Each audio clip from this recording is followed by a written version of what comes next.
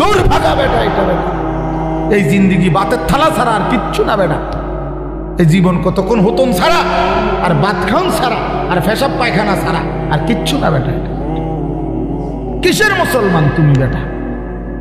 কিসের মুসলমান তুমি?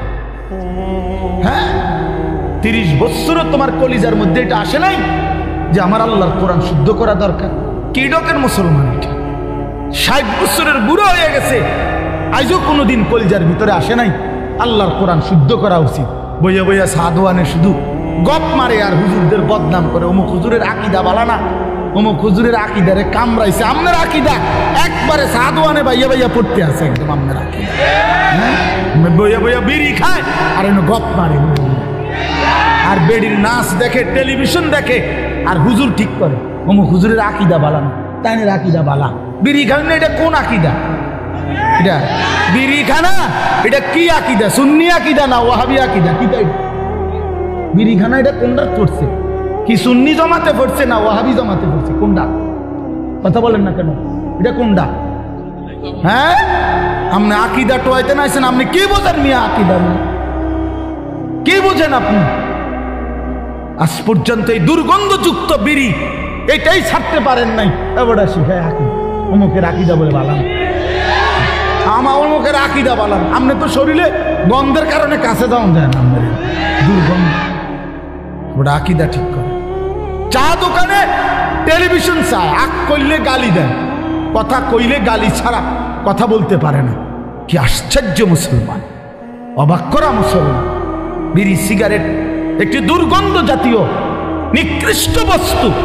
আল্লাহ নবী সাল্লাল্লাহু আলাইহি সাল্লাম ইন্তেকাল পর্যন্ত কোনোদিন দুর্গন্ধ নবী পছন্দ করতেন না। যিনি কাঁচা পেঁয়াজের গন্ধ পছন্দ করতেন না, কাঁচা রসুনের গন্ধ নবী পছন্দ করতেন না, নবীজি ঘামের দুর্গন্ধ পছন্দ করতেন না। আল্লাহ নবী সাল্লাল্লাহু আলাইহি সাল্লাম যখন হাঁটতেন ওই জায়গাটা, রাস্তাটা পুরা মেশক আম্বরের ঘ্রাণ হয়ে যাইত। তার পবিত্র দেহ থেকে ঘাম ঝরিলে সেটা আতর হিসাবে সাহাবায়ে কেরাম ব্যবহার করত। এত পবিত্র, এত সুঘ্রাণ। নবীজি বলতেন, 3টা জিনিস দুনিয়াতে আমার সবচেয়ে প্রিয়। একটা হলো আতর, 1 নাম্বার সুগন্ধি। আত্মীব 1 নম্বরে নবীর ভালোবাসার বস্তু ছিল সুগন্ধি, আতর। আল্লাহ নবী সাল্লাল্লাহু আলাইহি ওয়াসাল্লাম, আমি এইমাত্র আমার হারিয়ে আমার আতর নিচে মানে দিছি, এখন ওনার ওই যে বয়ান করলো, তোমার বন্ধু দোস্ত মানুষ, আমি আতর লাগাইতেছি, ওই যে চমৎকার গ্রাম নেন, আপনার হাত দিয়ে দিলাম, এই যে এখন দিয়ে আয়া পড়ছি পকেটেরটা। তো বলতেছিলাম যে আল্লাহ নবী সাল্লাল্লাহু আলাইহি সাল্লামের সবচেয়ে প্রিয় বস্তু ছিল আতর, যিনি কখনোই দুর্গন্ধ পছন্দ করতে পারতেন না। এই মুসলমান, এই দুর্গন্ধওয়ালা, এই বিড়ির গন্ধওয়ালা মুখ নিয়া সেই নবী যিনি চিরদিন সুগন্ধিময় ছিলেন, তার সামনে কেমনে দাঁড়াইবেন সুপারিশের জন্য? লজ্জা করবে না? হ্যাঁ, শরম করবে না? ফেরেশতা যদি ধাক্কা মারে, সর বেটা, বিড়ির গন্ধে কাছে আসবে না, সর। তোর আবার কি সুপারিশ বেটা? তখন কি বলবেন? তখন কি বলবেন বলেন? ইনসাফ করে বলেন। এজন্য ছেড়ে দেন দুর্গন্ধময় বস্তু। যাদের এই বিড়ি সিগারেটের মদ অভ্যাস আছে, এটা নিকৃষ্ট অভ্যাস, নিকৃষ্ট অভ্যাস, ফালতু অভ্যাস, ফালতু।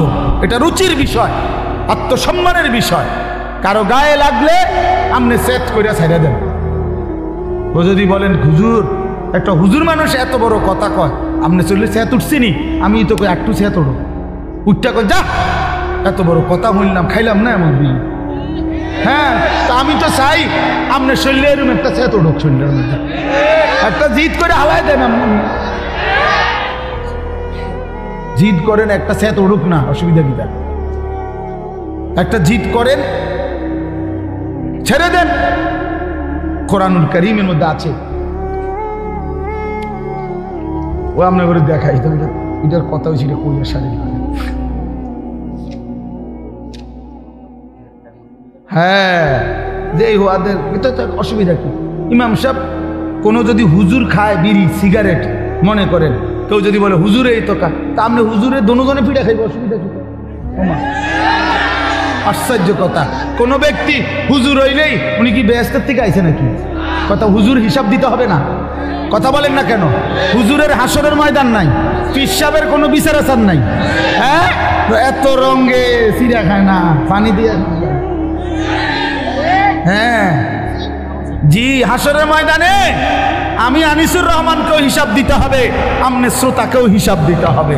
এত এত তামসা না, এত রঙে চিড়া খায় না, পানি দিয়ে খাওয়ান লাগে হিসাব। অবশ্যই যে ব্যক্তি এই প্রকাশ্য গুনাহ করে সে ফাসেক।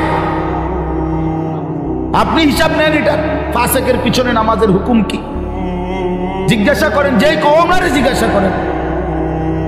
এই জন্য বলেন বাপ এ তো মাকরু, এটা হারিম। এই জন্য আমি অনুরোধ করছি, এই যে দেখেন আপনি কোরআন শরীফে আছে আল্লাহ তাআলা বলেন জাহান্নামীদের খাবার, জাহান্নামীদের যেই খাবার, এই খাবারের বৈশিষ্ট্য লা ইউসমিনু ওয়ালা ইউগনি মিন জু'। এটার অর্থ হইল জাহান্নামীদের খাবারে আল্লাহ বলতেছে লা ইউসমিনু, এটার দ্বারা কোনো পুষ্টি হবে না, অর্থাৎ কোনো শক্তি সঞ্চয় হবে না। আবার ওয়ালা ইউগনি মিন জু', ক্ষুধাও নিবারণ হবে না। তাহলে জাহান্নামীকে যেই খাবার